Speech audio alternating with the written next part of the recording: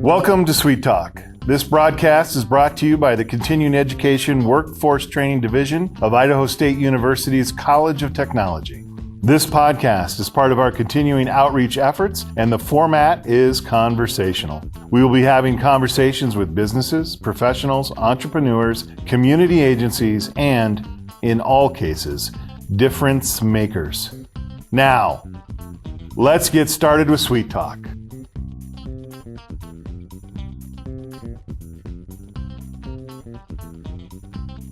Hello, everyone. This is Jason Batalden, the Assistant Director here at Continuing Education Workforce Training. Somewhere, if you're watching the video, somewhere on your screen is Paul. Paul, good to see you.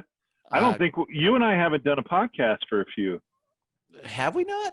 Well, I think it's been the last couple. I don't think you and I have been together. Well, they're starting to keep me busy. I've got all this stuff to do. There's so much stuff to do. Well, I know, but I wasn't on one here a couple times ago as well. So yeah, I got to tell you, it's nice to be kind of back to the old crew here. So hopefully we can get a good show. Hey, we have a guest with us here this morning, and Bettina, I'm going to say Bettina Throckmorton. I got it right, didn't I? Yes. And I always remember that you often refer to yourself as like the Viking, as a Viking name. No, if you just say my name really fast together, it sounds like a screaming Viking. Or a metal band, whichever one. Right. Yeah, any one of those things works fine. Yeah. Hey, I'm going to let Bettina introduce herself because she is a woman of 1,001 skills and abilities, and I don't know if I could put you into any single category. But before I go any farther, I've got to hit that magic button and say that magic word, which is welcome. And we know when we say welcome, that timer just got started. So Bettina, you're here on the show. Thank you. I want to just kind of preface, Bettina, you've ran into SEWT as an instructor and a designer for us. You've done some graphic design work, and you teach some really cool classes for kids, specifically with some summer or spring break camps that we had.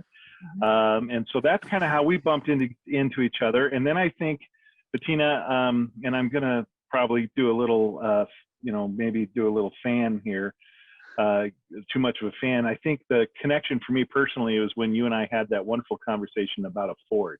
Yeah. And I was like, okay, I really like this person. So, yeah, we had a nerd moment. Yeah, we did. On a weird thing, not to. So anyway, Bettina, though I don't want to please introduce yourself to our audience and say hello and give us just a little bit about you and kind of what you're into. Yeah. So direct me if you remember something I don't. I'm Bettina. I'm an artist. I'm actually a full-time freelance artist as well as an instructor over at Idaho State University right now. I'm teaching a drawing class to some really awesome humans. I'm also working with CEWT, which is super great because I'm also working with super awesome humans. I love teaching. Yeah. One of my favorite things to do ever is just to like empower people with the tools and then let them take off with it. So you mentioned I teach kids. I teach kids from 2 to 92. Anybody that wants to have some fun, I'm for it. And that's kind of my teaching style is it's more real world based and it's fun. So that's so I'm not the greatest on the artist stuff, you know that but your medium of choice. Medium of choice. Right now it's digital. What I'm doing is I'm a visual development artist, which means that I create characters, props, and backgrounds for 2D animation. 3D would be stuff that Pixar does. 2D is stuff like you would see, it's flat. I don't know. Right. There's all kinds of 2D. So that's what I'm doing, which is super great. I love it. Mostly because, I'm never going to grow up. Fart jokes are always going to be funny. So animation for me. So, go ahead. So so you said digital animation. So as a kind of a technical person, I always go, well, what are you using to create your digital animation? Yeah, no, that's totally fine. So I'm still kind of rocking it old school just because I'm cheap. I'm an artist on a budget, and so I'm still running like Flash and stuff like that, and also Toon Boom. But honestly, like it has nothing to do with programs for me. It's all about the skills behind the programs, because programs are going to change quickly. And so you just learn new hotkeys and new swear words in between learning new hotkeys, and then you just keep going. But I do enjoy working with Procreate. That's super cool. But I think that me having a background in traditional art is a big part of that, because I actually know how to use brush pens or watercolor and all that other fun stuff. And so when I teach, I'm always telling people, like, get your hands dirty. Like that's the mark of a real artist, right? Walking away with ink or paint or something else like that. And you get that visceral feeling of actually touching real stuff. So along the same lines, you know, I also do some artwork, and I'm also a big fan of Procreate, big time. But I did work with pastels for quite a while. And you're right, you know, working with a physical medium teaches you so much that you can then bring over to your digital work. right. You know, blending colors and knowing how color works together, when you see that actually on a physical medium, just makes way more sense than when you start doing stuff on digital, because digital allows you to break rules. Yeah. Things that shouldn't happen can happen in digital, and I think you really have to understand how the rules work and how actual physical medium works before you can go, well, I'm going to do this because you can do it on digital. Yeah. Yeah. And it's super fun. It's fun to get messy. So I'm a big believer in doing that. So speaking of getting messy, I know you've got a big project going on right now.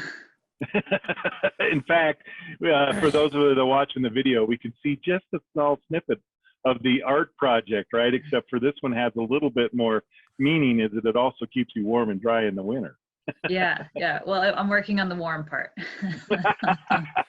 As You of mind? this morning. Yeah. So, And yes, thank you for taking. I'm assuming it's a beautiful morning down in Pocatello this morning, and as it Yeah. is up here in Idaho Falls. But Yes. so can we talk a little bit about this project? You jumped into this. Where do you is it even qualify as a reno? I don't know. So long story short, like I started out in college as an art major at the College of Southern Idaho. Then I went to Idaho State University, and I was a fine artist and was stuck that way. I was determined to be the fine artist, right? Eventually, I sought out studying abroad in Ireland at the Byrne College of Art, which is super cool because there was a castle on the grounds and it was Ireland. And while I was there, like I did not fit in with the rest of the fine artists, and we had this assignment on humor, and I ended up doing something with photography. It was an animation I did of a dead hamster in the wheel, so it was like right, and I thought it was hilarious because it was on a loop and I was reinventing the wheel. I was just trying to figure out how to do animation, and this was an 8-hour-long class, and it was led by an Irish woman. And they say, hell hath no fury like a woman scorn. I beg to differ. An Irish woman is much worse. And she just basically asked me what I was doing, and I didn't care because I was done. I was in cloud nine. I'm like, I'm going into animation. So I came back here and finished up school, and then took a year off and just worked, and then decided to go to grad school. And that led me to going to San Francisco to the Academy of Art University.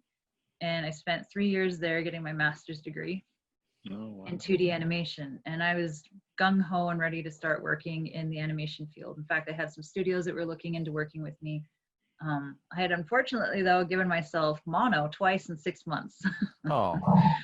So I came home just for a summer, just to kind of take a break and get things put together, because art school is very rigorous. But what happened was my grandma ended up needing me to stay because we kind of had some things happen. She fell and broke her arm, and then we had a house fire. Oh. So all of that happened, and then I decided to stay with my grandma until she didn't need me anymore. So I was with her for almost 9 years, and she passed away last November. Oh, sorry. Yeah, she was a big force in my life and a really cool human. So, but what happened is while I was in the city, something broke in me big time. I realized that I needed nature. So when I came back to Idaho, which is something I never thought I would do, I thought that once I was gone, I was gone. I really got into backpacking, and I loved the mountains. And Pokey, my first time around, I wasn't necessarily the biggest fan, if I'm going to be honest, but for some reason it just clicked this time. And I have people here that I consider family. And so I wanted to move back, and I wanted to be a part of ISU and give back to students in the way that I had been helped, and foster in them that same kind of curiosity and drive to teach, or I mean, to learn art. But I wanted to do it in a way that's going to be able to be helpful to artists, especially for people that are going out into the art field after graduating, because I feel a lot of that is just like, you have the rug ripped out from underneath you. You don't know what to do next, especially as an artist, because that's something that they don't necessarily talk about. It's more about like technique and emotion and stuff like that, but not how to get a paycheck. So I'm trying to share that with everybody. But in the meantime, I bought a house, and I bought a house to the sticks. So to the sticks meaning, yeah, go ahead. Yeah, when I opened up the door, it was gutted to the studs completely. Wow. So all the hard work was done. Yeah, honestly, that was the best part, because it was full of lath and mortar. It was built in 1940, so lath and mortar and all kinds of crazy stuff. But I don't know. I walked in and I watched walls built up, and I saw everything finished, and I had that kind of naive stupidity that happened, where you're just like, you know, eyes sparkling and shining, and I was ready to just jump in. So were you looking for that kind of project as you were looking for a house? Were you looking for just to the sticks, or were you thinking, oh, I'll remodel a bathroom here and maybe, you know, redo a floor here? You weren't looking for a whole job, were you? No, you wanted to have at least a place to shower and sleep, huh? Yeah, that was the point. Like, just to, you know, maybe like slap some paint on. I don't know what I was looking for, to be honest, but this house spoke to me in a really big way. Like, the dirty hippie level in me was like, the energy was good, but it was, and it just felt like that's where I needed to be. And I honestly had no idea. I was like, oh, we can just throw up some drywall, put some new insulation in, call it good. So when you said this drop drywall, put in new insulation, was that because you've done it before, or just because you knew it needed to be done? You're just like, that's what normal people do. They hang drywall, put it. So I'm assuming that you said that, maybe not totally knowing what that all entails. Yeah, and so the thing is about me is like, without meaning to, if I am challenged in a way, I will learn how to do it. Period. So I didn't know anything about reframing, do now. Did not know anything about putting in windows, totally do now. The latest window I put in is 5 foot by 8 foot. Wow. So that includes like cutting out part of the wall, reframing the window, putting the window in, all of that fun stuff. And now you've got wonderful natural light in that room, in that one room now. Yeah. So, I mean, like, I am very much a self-sufficient person, and I am so fortunate in having all these incredible friends. Like, I remember I told somebody, I said, well, I'm looking at buying a house. Like, we're coming over. We want to see it. And so, you know, we walked through and they're like, we're in, we're helping. I'm like, oh, okay. I figured for a little bit, but they've been here for reframing, for electrical, for re-roofing, everything. The only thing that we have not done is plumbing, because plumbing is ridiculous. And it's important. It really is. Yeah, let me tell you, it is. Like, having a flushing working toilet and a shower in this place is great. But we jackhammered down in the basement. That's where I'm at right now. And like opened up everything to put in a 3/4 bath down here. Like, we ripped up flooring and subflooring upstairs. We've reframed everything just because they were honest, actual 2x4s, and because it was built in 1940, some of them were sistered up, which means that they didn't run from floor to ceiling like they were supposed to. Some of them ran halfway and then like joined like this. Yep. And that's not the greatest. So we took those out and replaced that. And the roof is new and it's metal and all this fun stuff. So good. So I'm gonna probably maybe ask a little too personal a question. The thing that struck me is you said you know, while you were an art school in San Francisco. You got mono, what, twice in 6 months? Yeah. You said? Yeah. So that from the rigorous and from, you know, just pushing yourself and driving yourself, I'm assuming you're almost just as busy now, but are you healthier? I mean, are you finding the joy that maybe you didn't find in art school, or are you finding the peace at least? Or I'm much healthier. I'm trying to take time to do that. I've got friends, and I've made it a point to make sure that I don't just, you know, wish my life away. Living with grandma, she passed away a week and a half away from being 97. Wow. Oh, wow. And she was up and moving until 3 weeks beforehand. Oh, wow. So I love her to pieces, but there was just a lot of times where she had so many regrets about things that she didn't do, places that she didn't go. And being here and now is present, because all of us at some point in life are going to wait for life to happen, or for one project to finish and then you can start living. One project merges into 7, merges into just you're doing things. You are living, you're breathing, it's happening right now. So if you're waiting for something, don't ever. If you want to see things, go away. I have a big thing about that. Like, wherever you're from, you can always come back to. It's not going to change much. Go away, go see other people, go learn new things. I learned that so much from grandma. And do the silly things in your life that you always wanted to do. I always wanted to have a blue mohawk, had one for 2 years. Because I would much rather be on my deathbed saying, I did that, rather than, wow, I wish I would have. Because there's 5 deathbed regrets, and I always forget the 5th one. But one of them was, I wish I would have allowed myself to be happy. Yeah. I wish I would have stayed in better contact with friends. I wish I wouldn't have worked so hard. I wish that I had allowed myself to be myself. And I can't remember the other one, but you should look it up. I highly recommend it. It's hospice nurses. Those are the 5 common regrets people have on their deathbeds. Right on. And it's just something that I continually think about and try to avoid, because this life is short. We're not guaranteed every day. No. So no, and it's nice to have. I mean, I think that's where those projects that go beyond just the mundane, right? I mean, the lawn always has to be mowed, dishes always have to be cleaned, clothes always have to be washed. I mean, that's not what we're talking about here. I mean, you're looking at the house that you're currently in, and there's a lot of you in there. Yeah. And it's going to be great. Like it's being done in the way that I want it to be done. And I am hanging out with friends that it's super cool. I've connected with a couple. They got married right after high school. They are the most insane power couple ever. You know, they're showing me how to run chainsaws and fall trees and all these really cool things. Reframing. I've known the wife since we were in 1st grade, her husband since we were in high school. Yeah. Another friend from high school over here that's trying to help out with like all these people that I'm reconnecting with, and they're such good people, you know, and other people that have been brought into my life that are a part of this house. It's a blessing. Right. It's hard. I'm not going to lie. There's days where I wake up and I'm like, I don't want to. Right. Well, and it's also a little bit scary, right? Because this isn't something you can just, okay.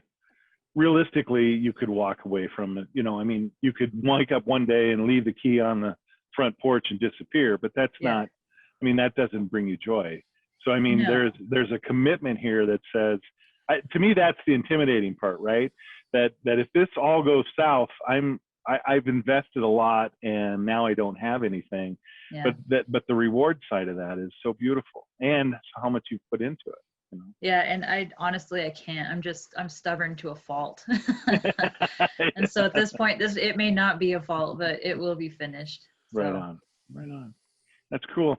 And so the artist in you, you've touched on that a little bit, but as you're looking at this house, I mean, you are kind of limited, right? I mean, the wall has to uphold the roof. A wall has to support the floor. You know, foundations have to be the way they have to be, and you have codes and those types of things. And yet you're finding your ability to express yourself in amongst all those interesting, neat little rules.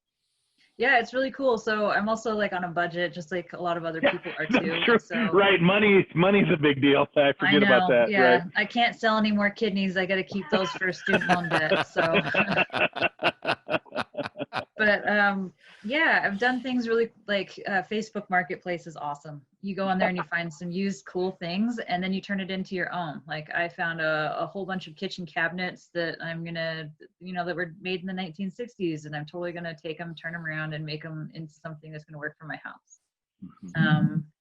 I'm finding chunks of trees and I'm incorporating it into the way that things are happening in the house. There's going to be lots of painting type stuff that's going on, and there's just the things that I own too are going to be like a part of it. But sure. I'm also letting the house doing some of the dictation. Like the chimney is black brick. Somebody said it was like clinker brick. Oh, so yeah. I'm leaving it exposed, the whole thing in all parts. It shows up down here in the basement. It shows up in the living room, and then part of the kitchen and the bathroom, and I'm leaving it all exposed. And it was really cool when we were taking off the stuff, because you can actually see that the plaster had horsehair in it. So it was old school. Yeah. Yeah, and cool. So like the electrical that was still in here when I first came in was knob and tube. Yeah. Whoa. You can't do that. You can't do that. No. We've got all that stuff taken care of. But just like all these cool things, and I'm going to be pulling out some of the knobs and the tubes and like making them into wind chimes or like key ring holder, all that fun stuff. Sure. Patience, right? About the actual structural or the code. The finances, you're also running into something called that we have absolutely no control over, and that's the wonderful weather. Yeah. So, do you feel like you're in a countdown clock or a timer? Like going, tick, tick, tick, tick. I've only got so much before I'm going to be really cold in the morning. Yeah, I have felt so blessed by the wonderful weather. We're supposed to get rain Saturday, and I'm hoping to have concrete poured by then. But there was a couple cold snaps in August that I woke up and I was like, the house is not insulated. Yeah, there's not one working sink in this house. You know what I mean? Like there's some things that you deal with, and sometimes it's not funny and other times it's hilarious. But the people that I'm hanging out with, they make it fun. No, right on. Right on. And in all of this, I have a roommate too. So we're both. You're both in it together. And she just got a cat. So, and I've got a dog, and we're all together in this, whether we want to or not. Oh, really? Yeah. Yeah. That was the 20 minutes. That's okay. Hey, so we didn't even get the chance to talk about Bettina's classes coming up. Well, yeah, she has, let's talk real quick, Bettina. You're running a class for us here shortly. Go ahead. Well, she's always doing classes for us. She is. And the one we were doing this fall, it's downtown, right? You're incorporating sort of the images of downtown. Yeah, so that kind of got canceled, but that's totally okay because COVID is a thing in full force right now. Mm-hmm. That's something that I totally want to revisit in the spring, though, and take people out in the beautiful weather, and I'm calling it a sketch safari. So you just basically go out in a group of people, you find a building, you sit down, and you sketch. And then by the end of it, we just pick like a coffee shop or something else and go and hang out and show each other our sketchbooks and talk about what we learned and all that other fun stuff. And before we even head out, I want to give like a really quick lecture, and when I say lecture, I mean a cool version, not the about sketchbooks and how they've played a really important, role in a lot of artists' lives throughout history. So it's just a cool idea to be able to connect to other people that have gone before us, what they've done with it, and then go make our own awesome art. Yeah, right on. So that class will definitely be bringing back in the spring. So we want to make sure people are aware of that for sure. So. Yeah. Bettina, was I misunderstanding you before the show started? You had mentioned students. So do you do private lessons as well? I have in the past. Currently, with the house situation, it might have to be put on hold. Okay. Or bring your. You have to put in so many rolls of insulation before class starts. Is that going to be part of the rule? We're just going to wrap people in bubble wrap and then. Well, you can say yes. I'm doing. You have to come into Parker. Parker. Yeah. Yeah. Well, insulation is happening now. Like there's. Excellent. Half of it upstairs is completed. That's today's other fun chore, is just to continue getting itchy and putting the rest of it in. Right. So, hey, Bettina, if someone wanted to get a hold of you, the best way to do that would be? Yeah, totally check out my website, and you can get a hold of me there through the contact form. It's ickythegreat.com, ICKYTHEGREAT.com. Very good. Thank you, Bettina. One Thank last you. question. Yeah. So if you had to name one, who would be your favorite artist? My favorite artist would probably be Vincent van Gogh, and I'm going to nerd out for a second. I know it's 20 minutes. Are you ready? Yeah. Dude only sold one painting his entire life. He was fired from being a lay preacher, poor guy. Yeah. He fell in love with his cousin. He ended up living with a prostitute for a while. That didn't work out. There's so many speculations on the rest of his life, including why he chopped off his left ear. I just saw a documentary that he literally did take off all of his ear but the lobe. There was a letter that a doctor left behind. He used the suicide blade, or the ones they actually, shaved with. He did that because he and his roommate got into a fight. And they had been hanging out at a brothel quite a bit before. And this is the story that I love the most. This is a speculation of why it happened. He actually sent that ear to a prostitute in an envelope. And the reason why is because Vincent was a redheaded, pasty, gangly guy that wasn't eating very much and had all kinds of other social issues, as well as what many people suspect were mental health issues, right? So at that time, that wasn't necessarily as, it was bad, right? Not as understood. And so he would go and hang out in the brothel, and the women that he paid for their company, they had nothing nice to say about him, except for one lady was like, "You have nice ears." And so he sends an ear to the prostitute. So poor dude. And then he ends up dying, and he just blows up in fame. And I'm sure that's not any fun for him, but his works are so beautiful. And some people are saying that a lot of it was so beautiful and so bright and so vibrant because of the antipsychotic medications that he was on at the time. I've actually done little homages to Vincent van Gogh in pastel, but with a geeky little spin on them. Yeah, I did a Starry Night, but I put a little TARDIS in the background. No, there you go. And there's the one with the skull with the cigarette. Uh-huh. And I did a stormtrooper. That All works. right. So Paul, we got to throw our own plugs in here. So, Yes. Hey, if you're listening to the show for the first time, or if you want to know how to get a hold of us at CEWT, it's CETrain at .isu. No, Paul, it's CETrain at isu.edu. That is CETrain at isu.edu. Our phone number, Paul, you want to throw it up? Because I'll get it wrong. I don't know if I have the phone number, but It's here we go. 208. Hold on. 282-3372. 282-3372 is our phone number. Please get a hold of us.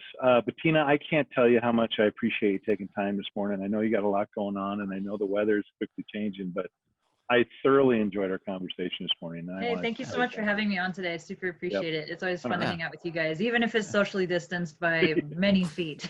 By many feet, right? Socially distanced. This is becoming a dirty word. It is, but isn't it great to be able to talk to somebody without a mask on just for a minute? Amen to that, sister. All right. Thanks a lot, you guys. Thank you. And we'll be sure to check out all of our podcasts. Thank you. Thank Have a great you. day. Hey, thank you so much.